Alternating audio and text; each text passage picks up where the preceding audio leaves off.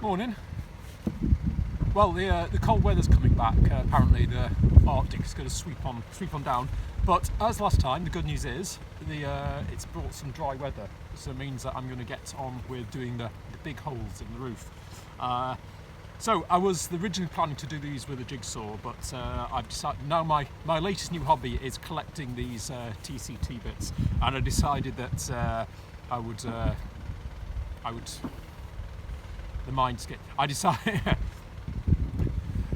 that for I think it was about £25 that given that it was I'm going to do 3 holes and I need to do some holes in the wood anyway, I would treat myself to one of these. Hopefully it'll make it a bit easier.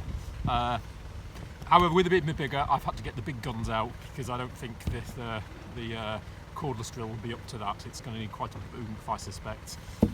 So let's see how it goes. The other thing I've done is I've pre-drilled the this has got a pilot hole. I've actually drilled the hole already from the inside. One, just to check. I mean, didn't really matter on this one where exactly it came out to the millimetre, unlike the other ones that I've done. But the thing was, when it goes through, it can sort of once you go through the pilot hole, it can then fall down. And I know for the little ones, it gives quite a kick when it starts digging in. And I thought with this, it probably have, and this, it could have me going off the roof. So I thought it'd be easier to have the hole done already. That was the plan. Let's see if it works. Knowing I had yet to put in the roof fence, there were a few sections in the ceiling that I didn't tape up like I did because I knew. Well, and I'm absolutely not surprised, but absolutely horrified to see the amount of moisture in there. You see, a bit of rust already. What's especially in one hand, I'm really happy that I spent all that time with the metal tape. But on the other hand, I know that it's not hermetically sealed, and there is going to be some gaps. And where there's gaps, there's going to be moisture, and the boat is going to be rusting from the inside. However, happily, as the boat is decent quality, there's a good amount of steel to rust through. So I don't think we're going to have any problems anytime soon. But still.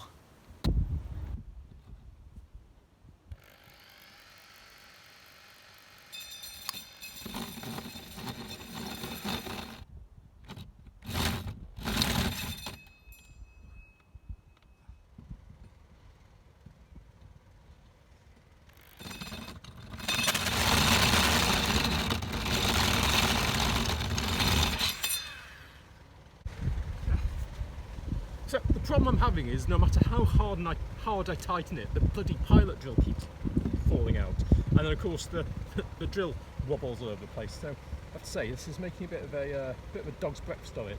Thank goodness there's quite a big flange on this one.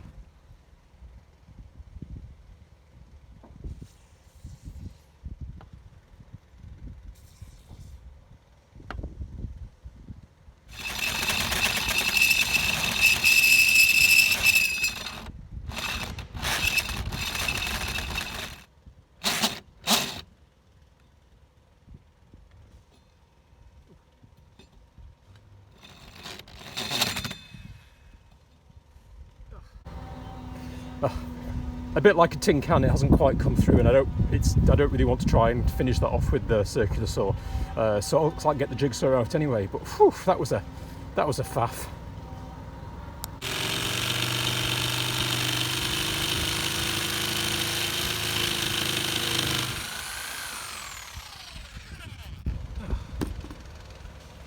Right, voila. I have to say I'm not looking forward to doing 2 more of those, but has to be done. It's certainly not a smooth finish as the smaller cutters, that's for sure. At one point, I did on the way to get the jigsaw. So I haven't used this drill for about 10 years, and I've only ever used it for drilling sort of big through double cavity walls, and brick core. And I thought, have I left this on hammer drill or something because it was so juddery? I hadn't, but.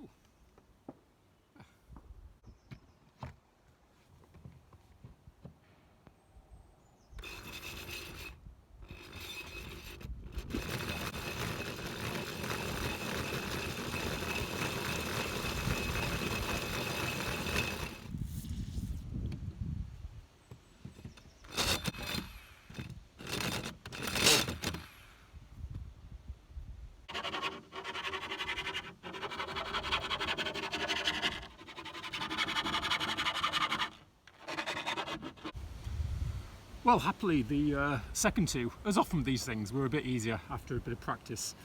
Not only was it easy just to be able to sit down and take my time, is what I did is there's a spring in the cutter bit, and I guess it's to push off the piece when it's cut or something. Anyway, given that's not a problem because it falls off, I took that off, and that meant that I could just let it sort of rest, and the weight of the drill on its own, and this, which is quite heavy, was probably is enough rather than having to try. The difficult from all of them was trying to keep it in one, trying to keep the drill upright in one position after, because I would say it's probably about 15 minutes each. I suspect that this it would be quicker with the jigsaw. We'll find out when we come to the flue hole, because I'm not buying a even larger one for the flue. But having said that, knowing me and my cutting curves with the jigsaw, it's certainly got a neater finish with this, even with all the swarf and the cutting oil everywhere.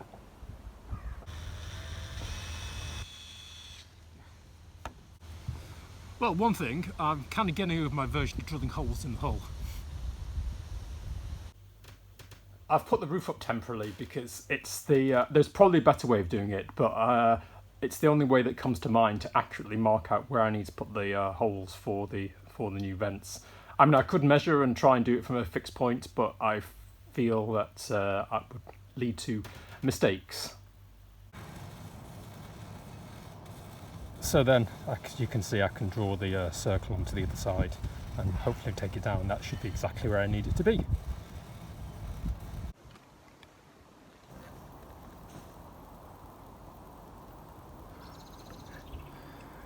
I'm using the Dow silicon rather than, a lot of people use Sikaflex or the stick saw stuff, but given that I'm bolting them down, I'm more concerned about the sealing of this rather than the sticking. And as this has a flexibility factor of plus or minus 25%, it's my reckoning, not necessarily right, but this will be a better sealer than the Sikaflex stick saw stuff. I'm also putting a tiny bit on the edge of the bolt, and hopefully that will just seal the bolt when it's countersunk into countersunk. Again, that's the idea anyway. Thank goodness, purely by accident, the bolts I'm using are they have the sort of hex thread rather than regular Phillips or things, because it means I can jam a spanner in here and then go inside and tighten it up. And thanks to it being wedged in, it doesn't tend to jump out, thank goodness. Of course, it is somewhat laborious, but don't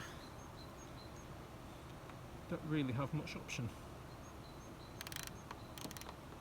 At least it works.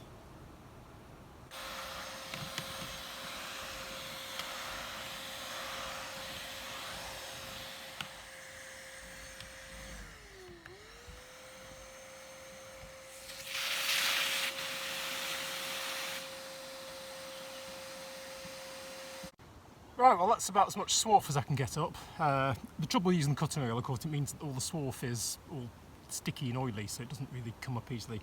Anyway, like I said, I'll just show you that there's no point being too anally retentive, because as I said, the stuff blows across from Handicraft over there, and you can see the roof is covered with bits of swarf anyway.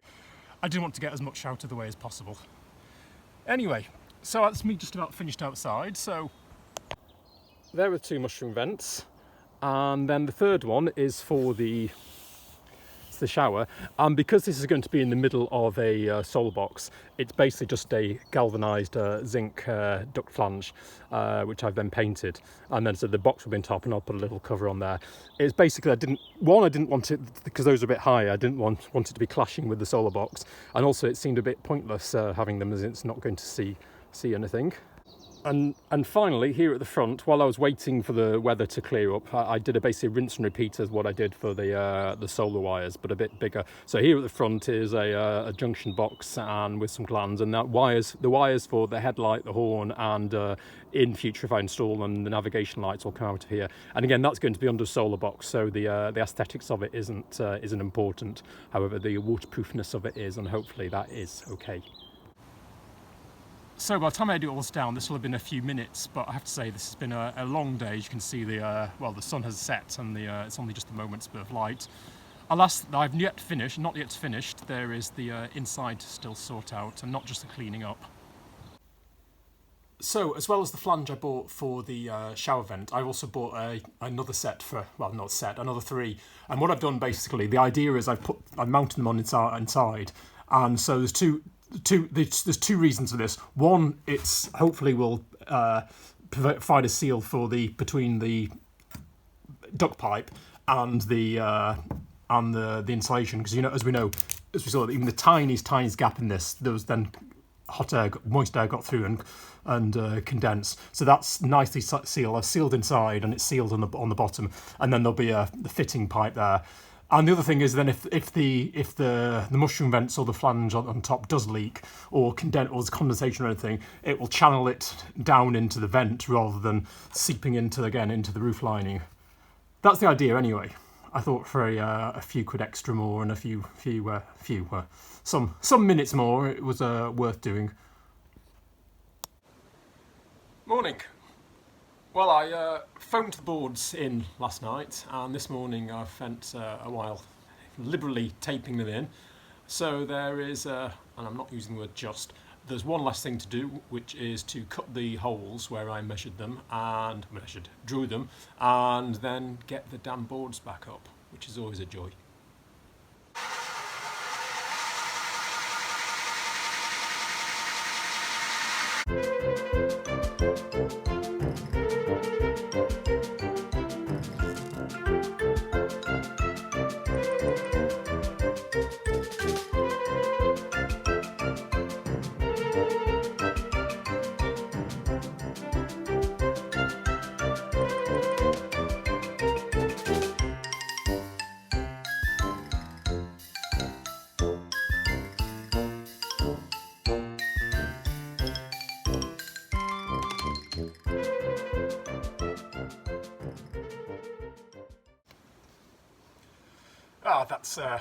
I'm glad that's done.